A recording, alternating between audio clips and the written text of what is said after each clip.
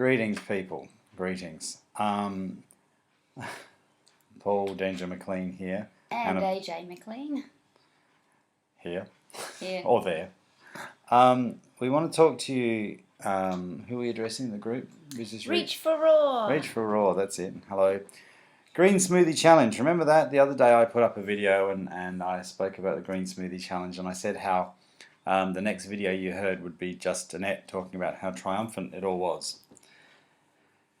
Okay, this is the relaunch of the Green Smoothie Challenge. This is Green Smoothie Challenge Mark 2? Green Smoothie Challenge 2.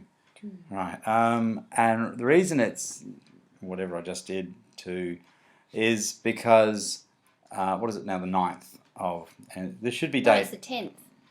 No. It's the 9th. Queen's birthday, isn't it? Yeah, 9th. Whoops, I've lost the day or Which I will get back to that point in a minute. This is this is the should be day 9 of the Green Smoothie Challenge. Now she's been doing the Green Smoothie every day. Don't get me wrong. All right. Now yesterday or the last few days, I've lobbed everyone into the motorhome, and we've driven around country parts of this lovely place of Australia, and that's all been really good. But last night coming home, I said, and I take full responsibility for this, I said, I fancy pizza. So we went to our local multi-global hyper mega net conglomerate corporation pizza place, and somebody got a vegetarian pizza, thinking it would be alright, vegetarian pizza. I got some sort of carcass-filled thing. Now, bear in mind, whilst I'm not on this group and that sort of thing, I have gone quite vegetarian, just purely because meat's expensive and tastes like shit. Now, Caetlyn was with us, of course, and she went to the hyper global mega net seafood, get some scallops with some chips in a box place. Obviously, we're not mentioning any names because nobody wants to be sued. So we brought our wonderful grease-laden toxicity home and ate it. Now, I had 8 pieces, by the way. 8 whole pieces. We're talking a 12-inch/30 centimetre for whichever part of the globe you're from. Thick, cheesy, fat-laden globule of pizza. Somebody couldn't finish it, so she put the last bits in the box from all and pushed it away. Waited, I don't know, a nanosecond, and then stuffed the rest of it down her throat with a stick. I did not. Not with a stick, with my fingers. Right. You know, and so this morning, well, actually, last night before bed, the 3 of us were so ill, and I mean ill. I am not a complainer. I know a lot of people think that men are really whingy and complaining whenever they get ill or anything like that. I'm not that person, you know. And she will tell you that. But I, last night in my sleep, thought I wasn't going to wake up. You know, I thought I am just ill. This stuff, this processed, nitrate, fat-ridden layer of chemical toxicity that they're passing off as takeaway food. The point of this video, it's not a treat. Nope. It's not worth the suffering afterwards. It is not. You sit there and you think, oh, it's quick and easy, it's fast food, it's a fast way to your grave. That's all it is. Mm-hmm. There is nothing passes my lips unless it's made in this kitchen ever again. It's just not worth it. It is not a treat. It's not fun food. It's not comfort food. It is nothing. You think it is.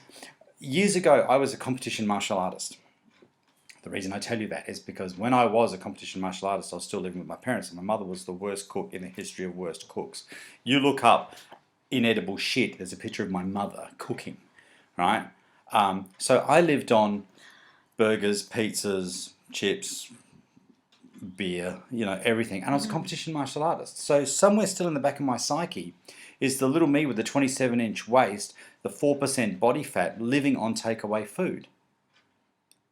I was also 7-day-a-week training and fighting competitions. So that's a whole different thing. Now I'm some 30 years older, and I'm a competition couch hold. I hold the couch down with my weight. That's kind of the hardest part of that. Now I'm a professional musician, which means I do a lot of time sitting at synthesizers or in front of recording desks. Not a lot of aerobic happening in that, Yeah, I still think I can put the same amount of crap in my body. Energy in, energy out. Doesn't work. So that's what we're saying. This is now day 1 of her green smoothie challenge, and she's back on that. And I am not ever suggesting toxic poisons ever again. That's my rant.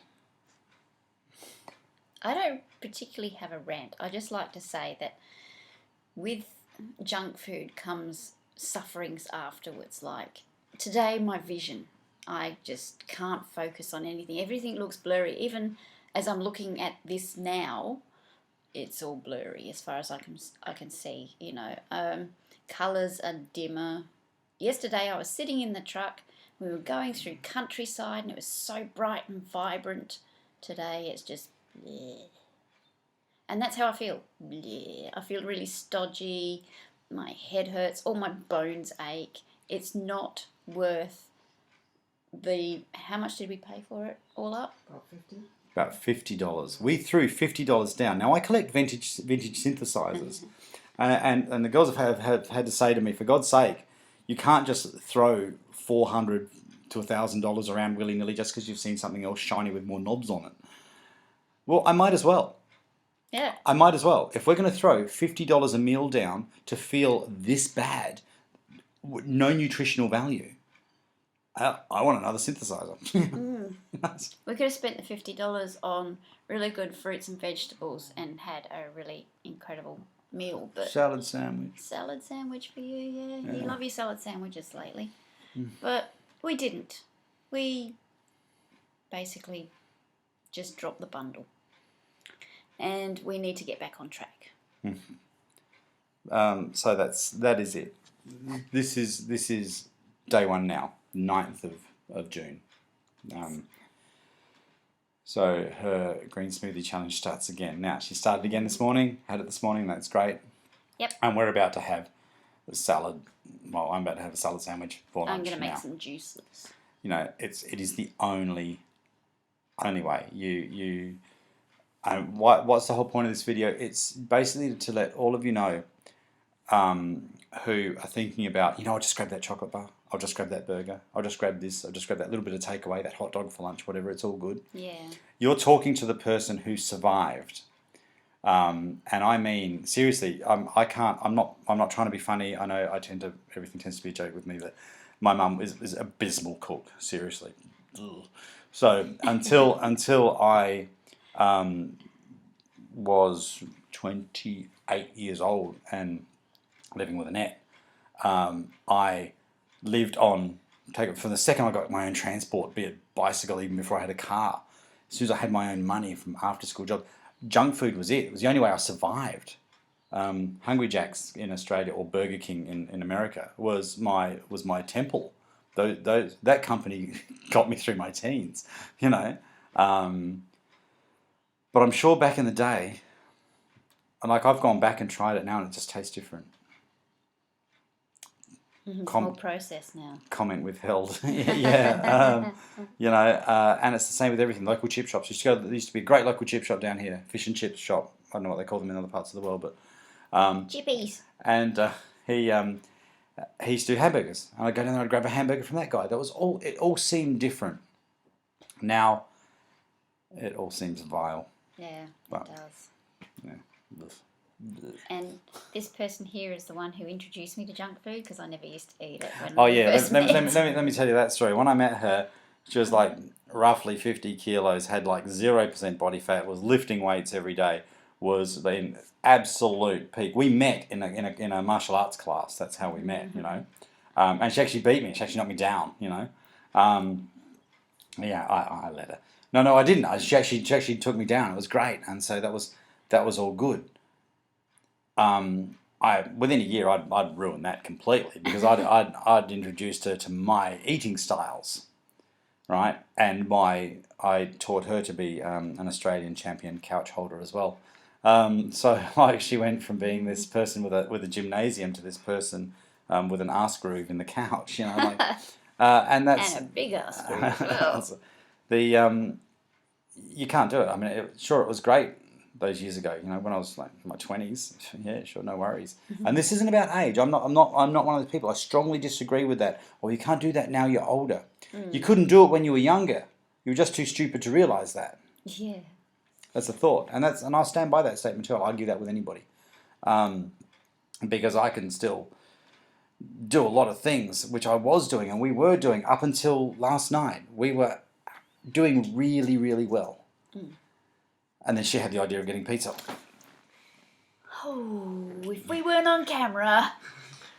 Keep it rolling. Keep it rolling. Keep it raw. And eat healthy. That's the message of the day.